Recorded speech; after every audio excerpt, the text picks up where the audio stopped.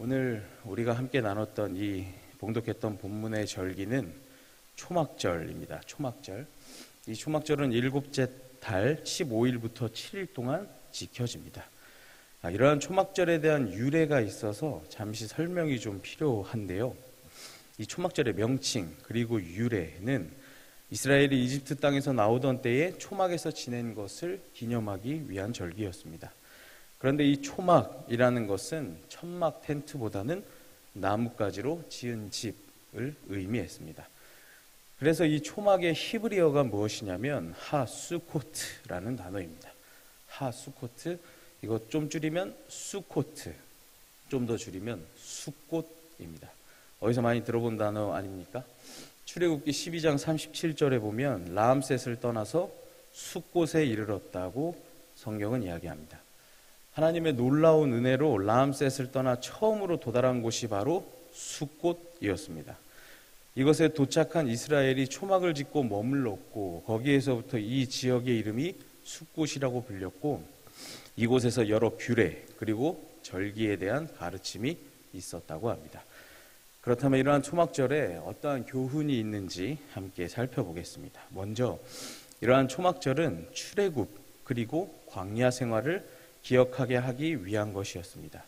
또한 모든 절기 중에 가장 많은 제물을 하나님께 드리는 절기이기도 했습니다. 그런데 중요한 것은 이 초막절의 분위기였습니다. 40절의 마지막을 보면 이렇게 되어 있습니다. 너희의 하나님 여호와 앞에서 이레 동안 즐거워할 것이라. 이 초막절의 앞에 있는 절기 속죄일의 절기가 엄숙하기 그지 없었던 반면에 이 초막절의 절기는 기쁘고 즐거운 잔치의 성격을 갖고 있었다라는 것입니다. 이러한 속죄일과 초막절의 대조는 우리 신앙생활의 분위기에 대한 좋은 지침이 되고 있습니다. 우리의 신앙생활은 거룩하신 하나님 앞에서 죄를 자복하고 통회하는 엄숙함도 있어야 하지만 구원 얻은 자가 누리는 충만한 기쁨도 있어야 하는 것입니다. 하나님께서 제정하는 절기들은 속죄일과 같이 엄숙한 날도 많았지만 즐거운 날들도 많았습니다. 이러한 절기들을 하나님께서 제정하신 이유는 괴롭게 하기 위해서가 아닙니다. 이스라엘의 절기는 하나님께서 주신 그 축복에 동참하며 하나님의 은혜를 기억하고 감사하는 것, 수고한 사람들이 쉬면서 함께 즐거워하는 기간이었습니다. 그러므로 우리에게 참된 경건이란 엄숙 그리고 즐거움이 균형을 갖춘 것이 되어야 합니다. 속죄일과 이 초막절이 5일간의 기간을 사이에 두고 연속으로 치러진다는 것을 보면 우리는 알 수 있습니다. 자신을 철저히 낮추고 자숙하는 속죄일의 모습, 그리고 초막절의 7일 동안 사람들이 함께 즐거워하는 이 모습은 극과 극입니다. 그러나 이 두 가지 모습이야말로 사람이 하나님 앞에서 갖추어야 될 태도입니다. 엄숙한 모습으로 하나님 앞에서 살아가야 되지만 우리의 경건의 삶은 또 즐겁기도 해야 합니다. 예수님께서도 요한복음 15장에 너희에게 이름은 내 기쁨이 너희 안에 있어 너희 기쁨을 충만하게 하려 함이라.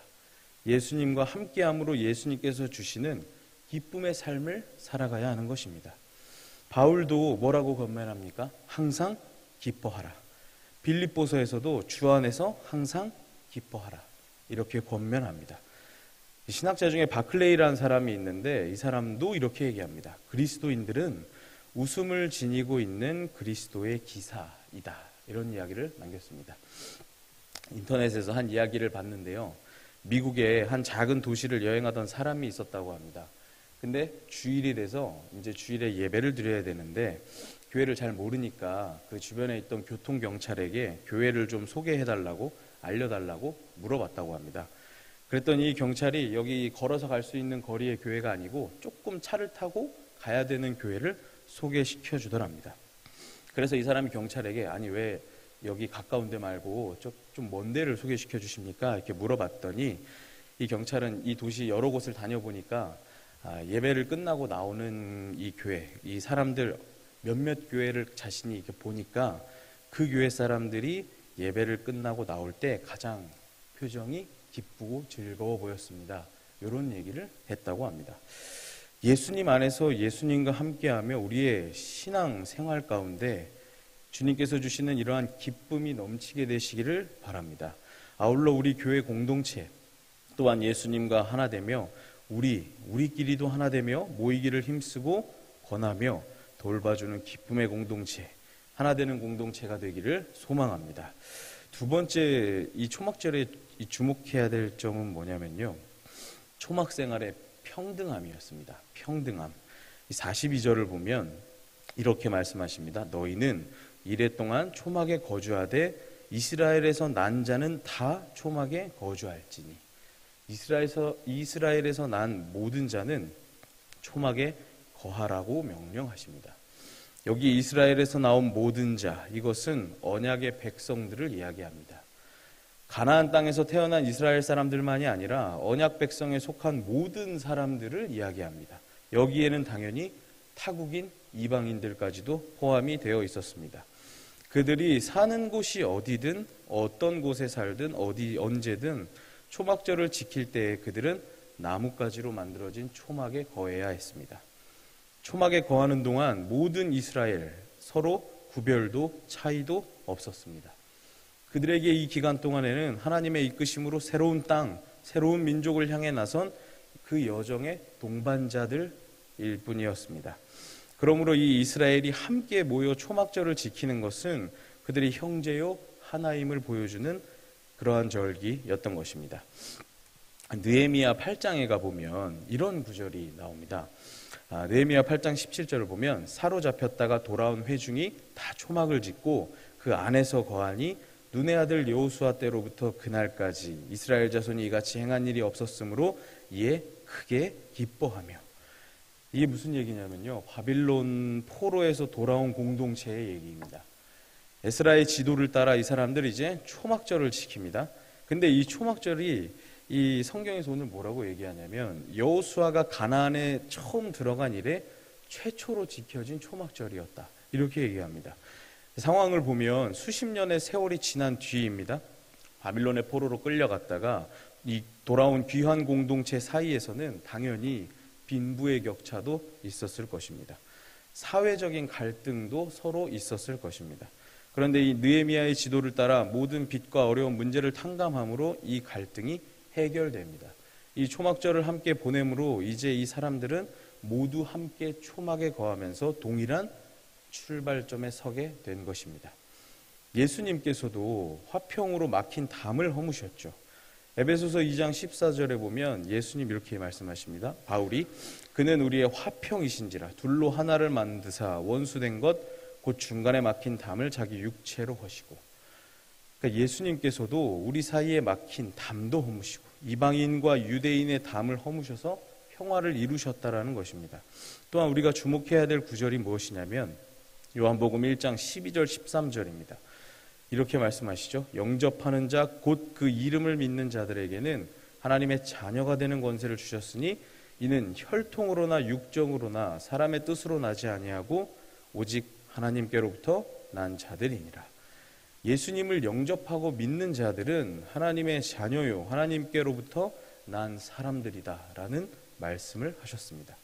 마지막으로 에베소서 2장 19절에 바울은 이제 뭐라고 얘기하냐면 그러므로 이제부터 너희는 외인도 아니요 나그네도 아니요 오직 성도들과 동일한 시민이요 하나님의 권속이라. 아멘. 우리가 하나님의 권속이라고 이야기합니다. 이 권속은 하나님의 가족이라는 뜻입니다. 우리가 함께 더불어 사는 우리 이 교회 공동체, 우리 교회, 우리 모두가 한 가족이요 하나의 공동체인 것입니다. 이제 오늘 이 성경에 나왔던 이스라엘 공동체는 초막절을 함께 보냅니다. 함께 음식을 먹고 함께 즐거워하며 함께 초막에 거하는 하나 되는 공동체입니다. 중요한 것은 준비한 사람이나 준비하지 못한 사람들이나 함께 음식을 나누며 기뻐합니다. 이러한 초막절은 예수님의 성찬을 떠올리게 합니다. 주님으로 인해서 우리는 누구에게나 먹을 것이 있죠. 그러한 공동체는 먹을 것이 부족함을 염려하지 않는 공동체입니다. 먹고 마시는 것 때문에 세상의 눈치를 보거나 누구의 눈치를 보거나 굽신거리지 않는 공동체입니다. 왜 그렇습니까? 우리 안에 서로의 것을 나누기 때문입니다. 형제와 나를 나누지 않고 차별하지 않으며 사랑하는 우리 교회, 우리 공동체가 되기를 바랍니다. 우리 또한 이번 주 주일날 저는 처음으로, 여러분은 실로 오래간만에 한마음 축제를 맞이하게 됩니다. 저도 얼마나 재미있을까, 얼마나 맛있는 것이 많을까 좀 설레는 마음이 있는데, 이러한 축제 기간을 통해서 서로 다시 사랑하며 서로가 섬기고 우리가 함께 나누고 먹고 마시고 교제하는 그 기쁨을 충만히 누리는 시간이 될 수 있기를 소망합니다. 말씀을 마치려고 합니다. 오늘 제일 중요했던 단어가 사실 초막이었습니다. 이러한 초막은 하나님의 인도하심, 그리고 보호, 새로운 여정의 상징이라고 할 수 있었습니다. 또한 이러한 초막은 하나님과 더불어 떠나는 새로운 길에 대한 두려움이 담겨 있습니다. 그런데 하나님께서 베푸실 새로운 날들에 대한 희망과 기대도 있는 곳이었습니다.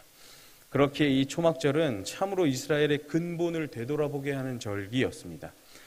이집트 땅에서 자신들을 인도해낸 그 여호와께 대한 기념이었습니다.